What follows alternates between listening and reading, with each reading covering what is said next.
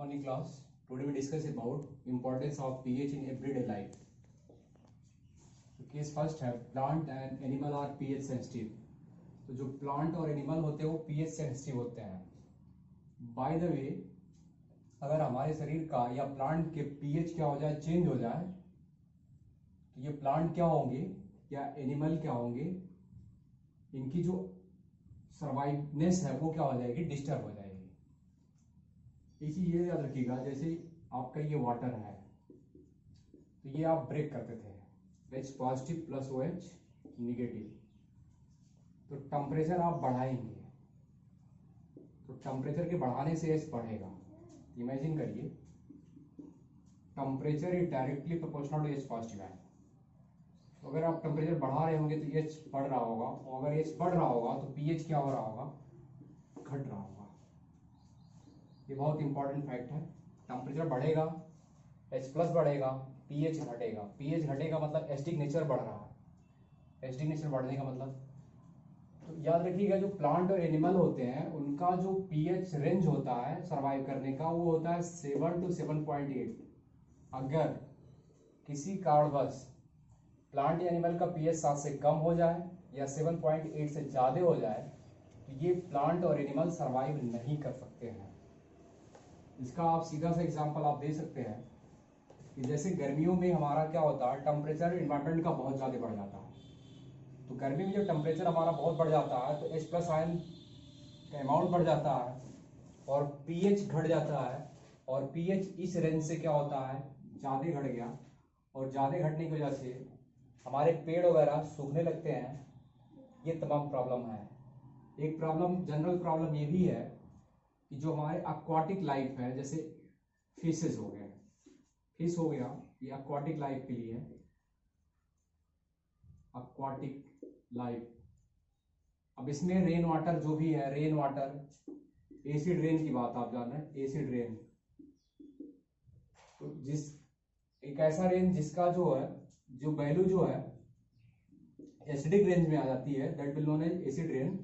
उसकी वैल्यू जो है 5.5 के आसपास रहती है एसिड रेन की. तो वो जब वाटर में आता है तो ये वाटर क्या हो जाता है, एसिडिफाई हो जाता है, और एसिडिफाइड वाटर में फिश ऑक्सीजन की जो होती है डिफिशियंसी वो होती है, डिक्रीज करती है, और ऑक्सीजन की जब डिफिशियंसी डिक्रीज करती है तो फिशेज वगैरह सर्वाइव नहीं कर सकते हैं, और एटलीस्ट वो क्या हो जाते हैं, डेड हो जाते हैं. तो इन शॉर्ट आप इसी को जानिएगा, temperature is directly proportional to H positive और directly proportional, inversely proportional to pH. Temperature बढ़ेगा, H बढ़ेगा, pH घटेगा. तो टेम्परेचर के वेरी करने से तमाम प्रॉब्लम आएंगी. अगर टेम्परेचर का इफेक्ट नहीं है तो H का इफेक्ट होगा. H का इफेक्ट कहाँ से आएगा, जब एसिड की मात्रा बढ़ेगी, जैसे एसिड रेन वगैरह होगा. तो अगर केवल वाटर से रिलेटेड है, एसिड से, तो आप ये लगाएंगे. अगर एसिडिक वाटर इसमें आ रहा है तो H बढ़ेगा तो pH घटेगा, और pH घटेगा तो जाहिर सी बात है वो जो इसका pH रेंज है डिक्रीज करेगा, तो सर्वाइव नहीं कर पाएंगे. तो ये था plant and animal are pH sensitive. तो इसमें एक लाइन यही है, temperature directly proportional to H positive, inversely pH, और बिटवीन इसका pH रेंज क्या होता है 7 to 7.8. अगर ये आप डिस्टर्ब करेंगे तो ये क्या होंगे, सर्वाइव नहीं कर सकते. नेक्स्ट है pH ऑफ द सॉइल. तो pH ऑफ द सॉइल, जो हमारा सॉइल होता है उसके लिए जो हमारा रेंज है वो स्लाइटली एसिडिक होना चाहिए, स्लाइटली एसिडिक होना चाहिए. स्लाइटली एसिडिक का मतलब बहुत ज्यादा एसिडिक नहीं होना चाहिए और बहुत ज्यादा बेसिक नहीं होना चाहिए. इसका मतलब स्लाइटली एसिडिक का मतलब 7 से कम होना चाहिए, 7 से कम, बिलो 7. तो इसका मतलब ये हुआ pH अगर हमारा जो है 5 to 7 के आसपास है तो सही है, या 4 से भी हो सकता है. तो बाई चांस अगर सॉइल है हमारे पास, ये सॉइल है, तो इस सॉइल का हमें pH चेक करने के लिए आप क्या करेंगे, यहां से सॉइल ले लेंगे और सॉइल को बीकर में ले लेंगे और पानी ले लेंगे, और पानी लेने के बाद इस सॉइल को डिजॉल्व कर लिए. सॉइल डिजॉल्व होने के बाद इसको फिल्टर कर लेंगे, और फिल्टर करने के बाद ये टेस्ट ट्यूब में आपका ये जो फिल्ट्रेट आएगा, फिल्ट्रेट फिल्ट्रेट। इस फिल्ट्रेट में आप यूनिवर्सल इंडिकेटर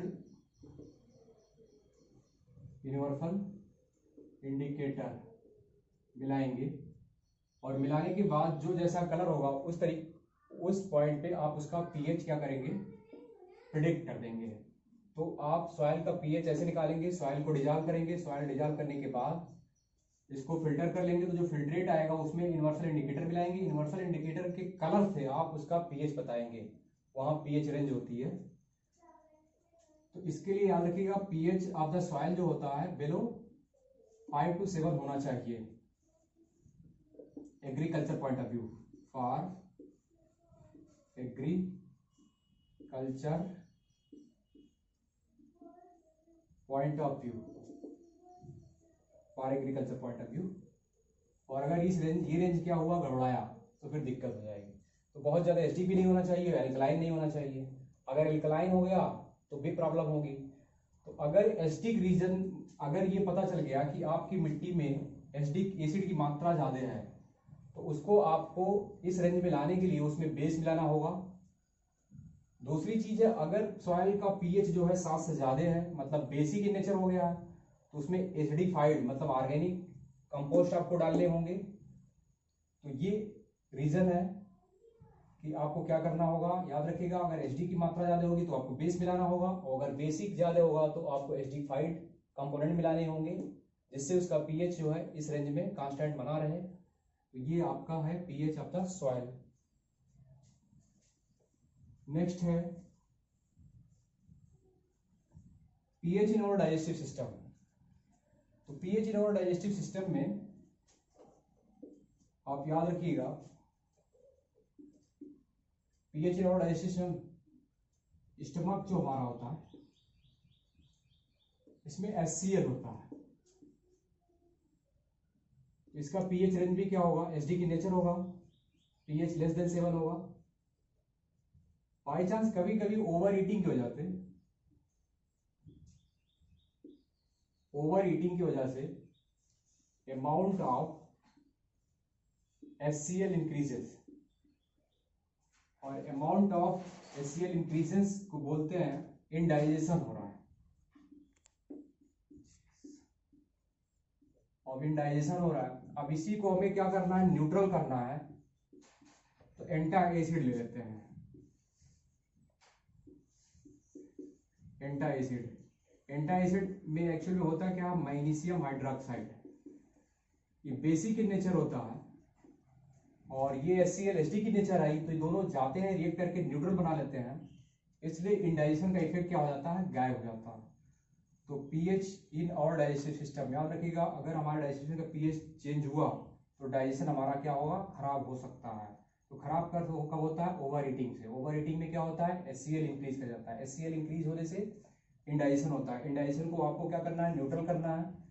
तो आपको एंटा एसिड लेना होगा। एंटा एसिड में क्या होता है, मैग्नीशियम हाइड्रोक्साइड वगैरह होते हैं, जो बेसिक इन नेचर होता है, एसिड के अमाउंट को न्यूट्रलाइज करके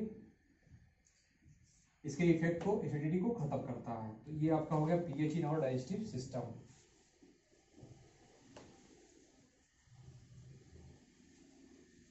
नेक्स्ट है pH change is the cause of tooth decay. PH change is the cause, अगर हमारे जो टूथ होते हैं, अगर इसका पीएच चेंज हो जाए तो ये टूथ डिके का कारण बन सकता है। PH, if pH less than 5.5 then tooth decay is start, tooth decay is start। अगर pH जो है माउथ का 5.5 से कम आ रहा तो टूथ डीके क्या होता है, स्टार्ट होता है। क्यों होता है ये भी देखिएगा। जैसे टेम्परेचर दिया हुआ, pH change the cause of tooth decay. PH change क्या होता है, जब हम कोई चीज, कोई गर्म या चिल्ड चीज क्या करते हैं, मुंह में लेते हैं, तो टेम्परेचर क्या होता है, या तो बढ़ेगा या तो घटेगा, या तो घटेगा या तो बढ़ेगा। इसके टेम्परेचर के घटने से H घटता है और टेम्परेचर के बढ़ने से H बढ़ता भी है। अगर H घटेगा तो pH क्या होगा, बढ़ेगा, और H बढ़ेगा तो pH क्या होगा, घटेगा। दोनों चीज याद रखिएगा। तो टेम्परेचर बढ़ेगा तो या बढ़ेगा या घटेगा, तो घटेगा तो आपके पास एच घटेगा, और एच घटेगा तो पीएच क्या होगा, बढ़ेगा। टेम्परेचर अगर बढ़ेगा तो एच बढ़ेगा, और एच बढ़ेगा तो पीएच घटेगा। तो ये याद रखिएगा, आपको अपने जब भी आप कोई चीज़ ड्रिंक करें या कोई भी चीज़, जैसे चाय है, कॉफ़ी या चिल्ड वाटर है, तो इसको बहुत स्लोली अपने मुंह में लेना चाहिए, जिससे आपके माउथ का टेम्परेचर फ्लक्चुएट ना हो। और टेम्परेचर फ्लक्चुएट होने से H प्लस आयन फ्लक्चुएट होता है, H प्लस आयन फ्लक्चुएट होने से पीएच भी बदलता है, पीएच के बदलने से टूथ डीके क्या होता है, स्टार्ट हो जाता है। नाउ वी डिस्कस पे, ये तो आपका हो गया। Next, self defence bye animal and plant through chemical warfare.